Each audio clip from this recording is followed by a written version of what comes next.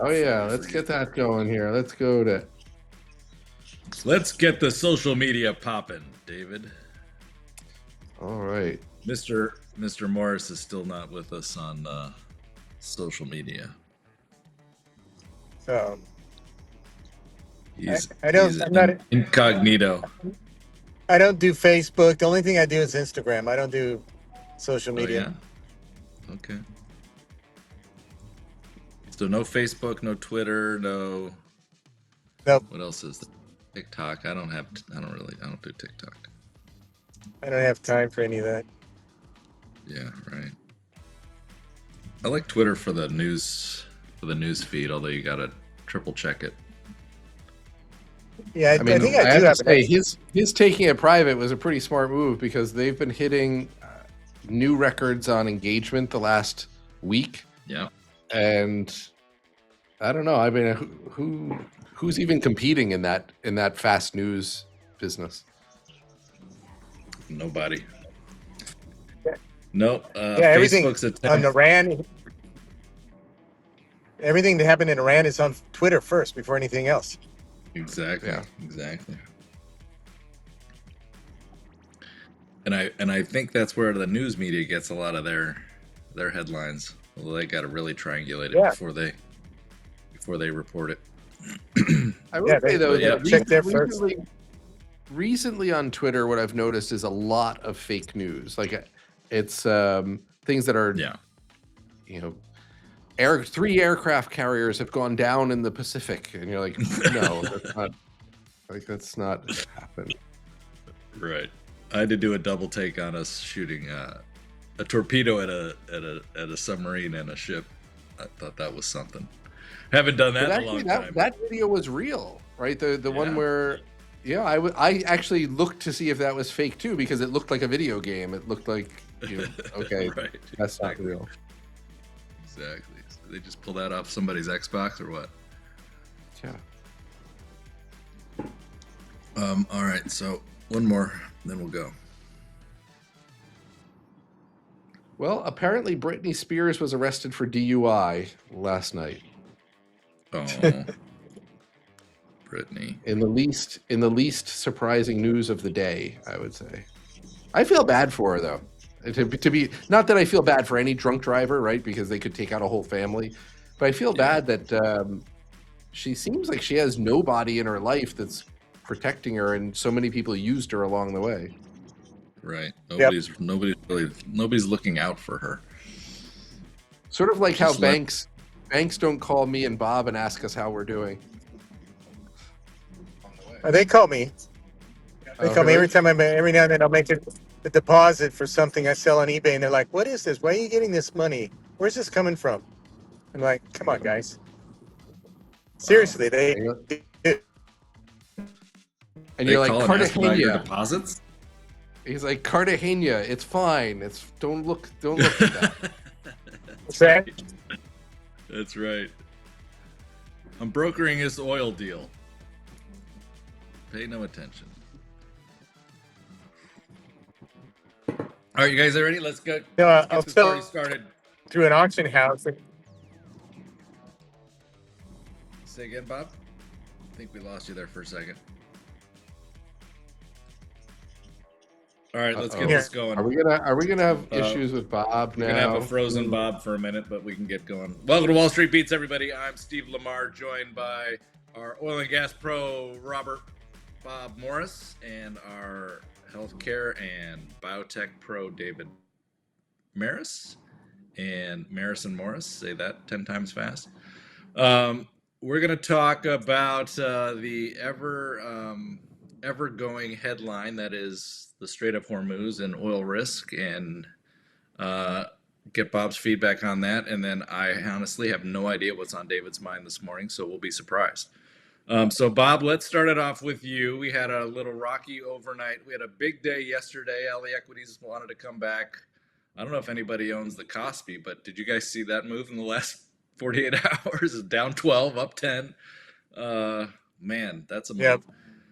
Yep. So what are your current thoughts on the goings on and the effects on your names and how you're positioning, if any? Give us your feel Yep. for where we're at.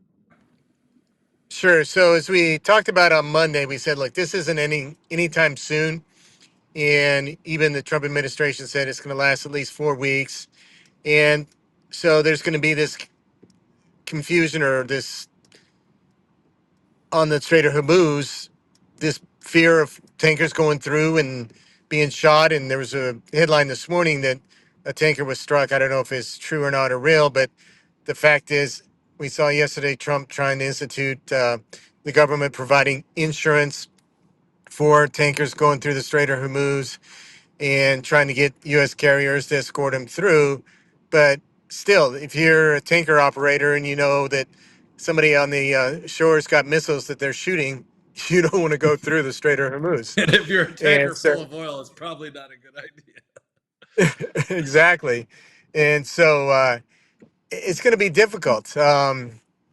You're going to see oil backed up there. It's not going to be flowing freely through the Strait of Hormuz.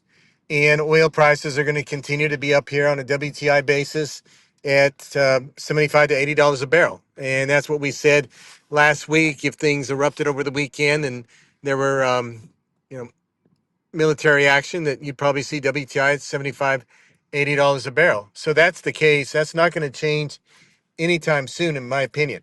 I don't see anything that occurs that all of a sudden we have such control over the region in the area that the tankers and everything is able to flow freely without any risk of attack or anything that might obstruct that movement of oil or tankers of any sort through the Strait of Hormuz. And just the whole geopolitical uncertainty around how other areas get involved. Some of these proxies for Iran get involved. And at the end of the day, also what I mentioned on Monday was this hasn't been discussed, but what if in a scorched earth policy, Iran decides to set all their fields on fire or take out some of the refining capacity, more of the refining capacity in Saudi Arabia. So there's a lot of uncertainty, a long ways for this to go before we sort of know what the outcome or see how this settles down. So our view is we're sticking with the names here. We're not changing anything. I'm not chasing anything, but I've got my positions. I'm holding on to them, and we're going with that. The one thing I'd point out this morning is CNQ, or Canadian Natural Resources, reported a very solid quarter. As you know, that's our top E&P name. As we expected, they increased the dividend, which they typically do this quarter. They did so for the 26th straight year.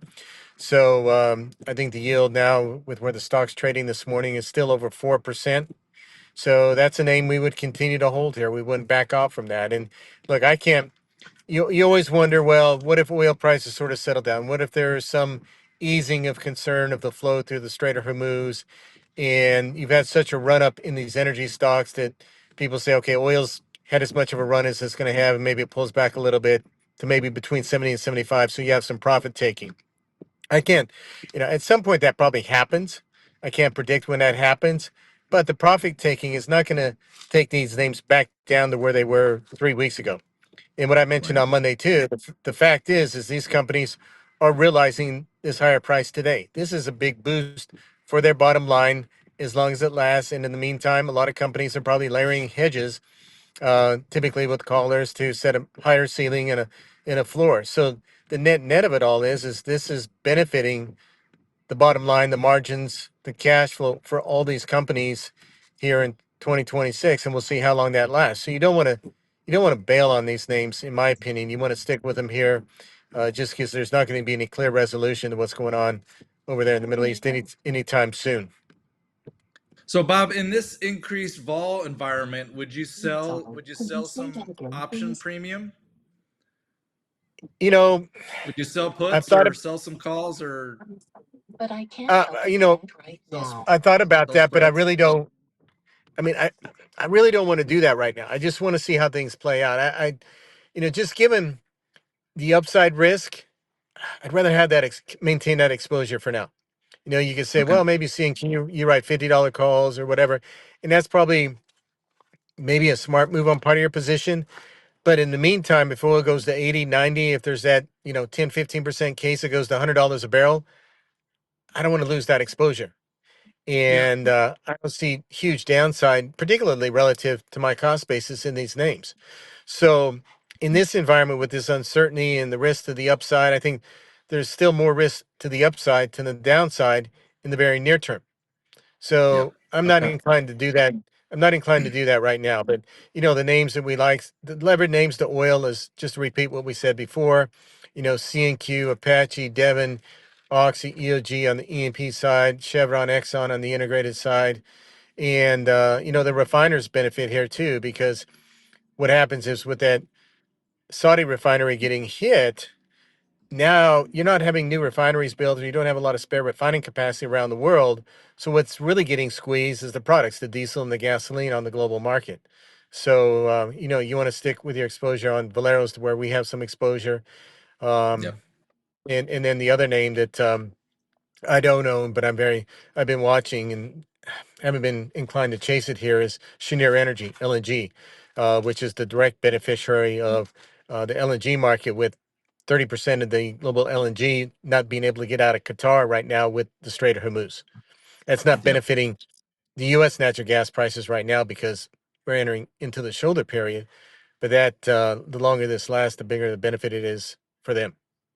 So that's sort of where So we you are kind right of now. missed it. So you kind of missed it on that one, and I want to chase it. Yeah, I'm still Is that watching kind of it. how you're looking at that? Yeah. I'm still watching. I got to look at it and see if I want to buy it here on any pullback, but I haven't bought it yet. Okay. And then what in your mind? I mean, I guess setting your oil fields on fire is going to take us north of 80, up into the 80s to 90s. What are there? What other catalysts besides the duration of this kind of gets your oil prices even 80 to 100? You start creeping into the 90s. Just the longer the Strait of Hormuz remains blocked. I mean, the Okay. more that oil doesn't get into the global market. And again, setting the fields ablaze, that's probably a low risk, less than 10% chance. But it just, you think of things that could occur that are crazy, that are scorched earth. It's a very low probability, but it's something that, is not out of the realm of possibility. So Yep. the catalyst really is just the more Getting the this Strait of oil Hormuz doesn't get, open or not. yeah, the longer this oil not being able to get into the market lasts, the tighter that makes it for supply. Okay. All right. Good update. Thank you, Bob. Mr. Maris, So how's yeah, all so this Bob, I affecting your sold. names? So Bob, just back on those on EQT, I sold 65 calls for March, the end of March. So you can feel confident that the stock will blow through that at some point, because that's the I mean, that's what will happen. for March, I don't know when you sold those, but for March, that's not bad. Just because, again, we're going into the shoulder period. U.S. natural gas is well supplied. Um, it's not like we can ramp up LNG exports with what capacity we have today. So I don't think that's necessarily a bad move. And you can always roll those How, forward or see what happens. But, you how wrote far out of out the of the money money? calls. They were 65, so I think the stock's like 61 or 60.50 right now. So Okay. I was trying to figure that if I have to offset a little bit of the tax if I get blown out of it. So And remember, you can roll those. People forget that you just don't have to sit there and let it get called away. Even if the stock's at 66, Yeah. 67, you can roll the 65s and make money. when do you usually roll it? Do you roll it the week before, or do you try to wait to the last minute? No, I usually on the options is the some week before, maybe 2 weeks before, just giving my view on where the stock may go. Because the more it moves out, if you got something that's out of the money, the more it moves out of the money, the harder it is to roll for a profit.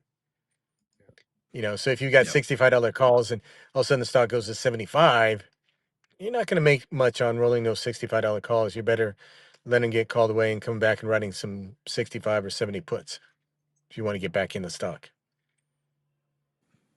All right. Yep. Well, that sounds good. So, see, Yeah. I do stuff outside of healthcare, and I follow what you do. I just don't have as many names as you have in oil and gas. I wish I did, but You're still holding on to your C&Q, right? You were nervous about oh it a yeah, year and a yeah, half yeah. ago. Yeah, and I haven't actually done anything options wise with that one. It still pays a really good dividend, and it seems like Yep. one of those that you want to own for a while. Yep. Yeah, So, it definitely is. so what if you could lose weight, but you don't lose your osteoporosis or gout? You get to keep those. Actually, you actually get to get those. Well, Oh, that was some news that yeah, it doesn't sound so great. Some news that came. right for bad to worse. Yes, doesn't sound great. So that news came out yesterday. The Academy of Orthopedic Surgeons shows that GLP-1s, there's a 30% increase in osteoporosis, a 12% bump in gout. So it's giving you kind of the 18th century aristocrat vibe of being sickly and weak. But will that stop people who are really heavy or who have obesity from using these drugs? No, the stock sold off a bit, and also the market's having an issue. So with the overall weakness of the market, if you look at Lilly, which is kind of the proxy for obesity drugs at this point, um, it's sold off. I don't know how much is sold off because it's hard to discern which is market related, which is it had a great run, and how much is this news related. This is serious news though. So to be clear, this is the kind of start of what we're going to see as a news flow, because the drugs have been out long enough. You're going to start to see these early signs of, well, what could be. And I've said for a long time that these companies that come out with any sort of chronic medication that have severe side effects that end up with people going to the hospital or having other medical expenses, somehow we should find a way to capture value from that. In other words, the companies that have that should have to pay for it.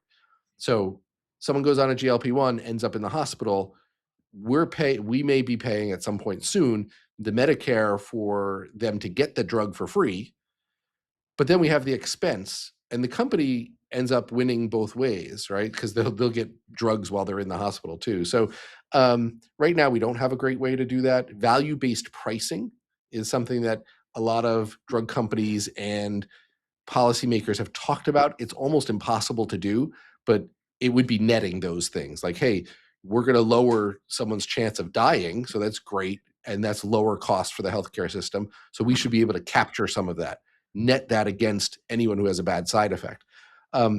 As I just described, you can imagine how difficult that is to do.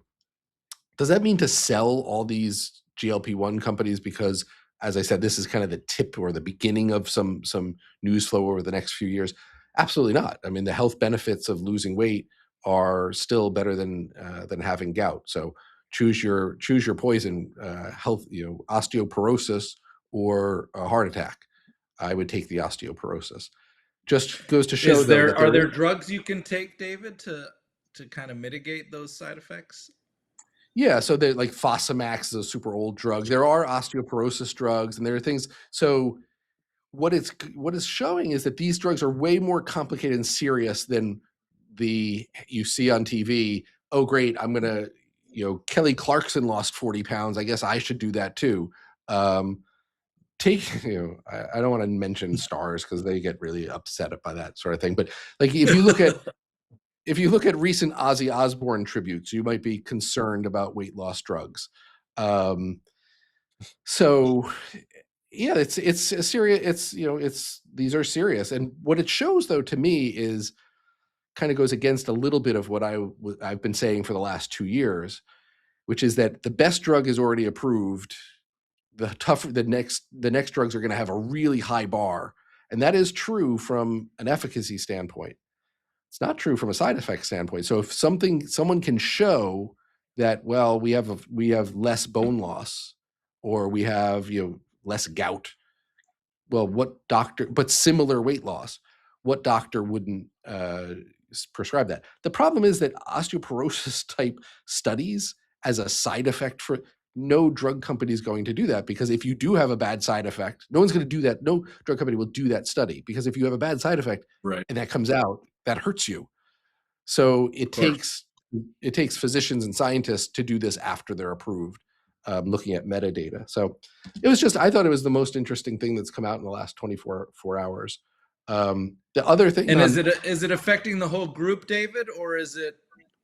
I mean, have they identified one or two bad apples, or how does that work? No, What's interesting is Novo has been up a little bit the last couple days. I think that's more of a bounce on the value and hey, it was oversold than it is that they don't have a problem right now. It's sort of the group, the GLP-1s. Um, will they be able over time, as more patients get into the database, to say, oh, this drug is worse than that drug? Maybe, but now, how does this actually play out with doctors? This is what happens. Bob goes in because he gained 40 pounds, and he's not a candidate right now, but I'll use Bob since he's here. Bob goes in, he gained 40 pounds, he's super depressed, and he's obese at this point. And they say, okay, well, you're kind of a younger guy. I'm not worried about you for osteoporosis. You do a lot of like exercise. Or maybe they say the opposite. Maybe they say, well, look, you're of the age that you should worry about osteoporosis. But they're going to start to diagnose it like maybe per the patient more directly. So they're going to start to look at older patients, but I don't know if that's really the biggest group to worry about. So yeah, it's super interesting of how it will play out and what doctors will do. I don't think though that any doctor is going to be like, hey, you shouldn't have a GLP-1. They might say, let's go to some older drugs like a metformin or something. But I still think that GLP-1s are this data isn't cancer. Cancer would be something different. So that would be so. Or just do what the three of us do and go exercise and skip the needles.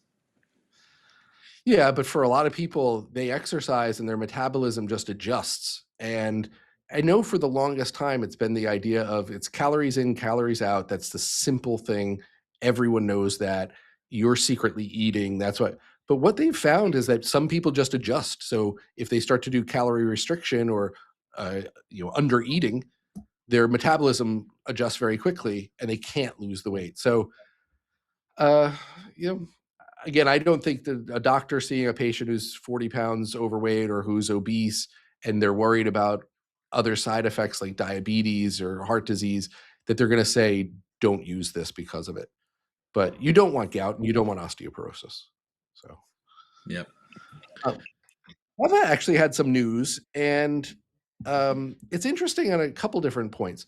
So I don't know if you remember, a long time ago, we had a guest come on who talked about Royalty Pharma, RPRX. And he said, look, I think it's a great way to play the biotech sector, a great way to own royalties, looks to be really undervalued. RPRX has been on a giant run. Let's see what it is. So year to date up 20%. In the 1 year, it's up 38%. And it really kind of coincided with when he was here. The news that came out on Teva is that Teva signed a deal with Blackstone for the off-balance sheet financing of one of their R&D drugs. And it's a really, really promising drug. Blackstone's going to provide them $400 million. And in return, Blackstone will get some milestone payments and a royalty on the drug if it's approved. Why do drug companies do this? I called it an off-balance sheet financing. That's exactly what it is. It's really an off P&L financing, but they call it off-balance sheet. But I don't know exactly why, but they call it off-balance sheet. So instead of spending R&D dollars themselves, they're going to get paid R&D dollars, and it kind of offsets it all. So they're kind of, some would argue that they're going to over-earn and pay for it later. So it's sort of like taking a deferred payment plan on a credit card or on a pay to buy, like television or something. You're going to pay for it. Now pay later. Yeah, you're going to pay later more. But it makes you look a lot better, and also the risk is more on this other company. All right, so it works out. I mean, it's cost shifting. I know oil and gas companies sometimes do those types of arrangements, and the market did not care. The reason I brought up Royalty Pharma is this is the first time I've seen Blackstone do this, and I haven't researched it to see if that's it's a giant business for them, but they're getting into Royalty Pharma's business, and in that business, there's no added expertise. Like Royalty Pharma doesn't add, in my opinion, a tremendous amount of expertise to the company that they're partnering with. Their money is just as good as Blackstone's money. So it was an interesting development. I'm going to circle back with Brendan Integlia, who had been the person, and see if he wants to come on to talk about that. I'm sure it's not a giant threat to Royalty Pharma, but I'm interested in how that plays out. For Teva, yeah, it lowers the risk. I'm meeting with them next week, so I'll have more to say about Teva next week. I'm a little concerned at this price that all the good news is in, now it's execution, and I was in it for the turnaround for the stock, and that's kind of happened. So refresh us on your positioning on Teva, David, for those who don't know, who haven't been following as closely. Are you still fully invested, or did you trim some? No, so Teva is a big position, and I think I brought it up in the single digits originally here on Wall Street Beats, and the idea was no sector is worse hated than generics. Teva had a horrible balance sheet. They had taken out too much debt, and it looked like there was a chance it could go bankrupt. It was a small chance, but the stock was reflecting like it was a much bigger chance. And I said, well, if they could just do one or two things, they'll get out of the shadow of maybe going bankrupt. And I didn't think that the world would let them go bankrupt. But sure enough, they've paid down debt. They've had some good news. They've reported almost clean quarters for 8 quarters in a row. I say almost. They gave guidance that was a little bit off one time, and they paid the price. The CEO, newish CEO, learned his lesson and even said it. He said, look, I made a mistake. I communicated too much bullishness. Shouldn't have done it. So they've been able to meet and beat expectations for the last 2 years while paying down debt. And that's exactly what this stock needed. I like stories like that. And they have a couple pipeline drugs, one of which is a long-acting antipsychotic that should get approved really soon. And that should be a big drug. It's a remake of an existing drug that's not once a month. This is once a month. And for an antipsychotic, that's really great for patients who have trouble sometimes staying on their medicine. They have another drug, which is the drug they just partnered with, which is an early stage biotech drug that's risky, but it's so far shown great data, and that's the kind of thing that they only need a couple of those, and so people are pretty excited about that.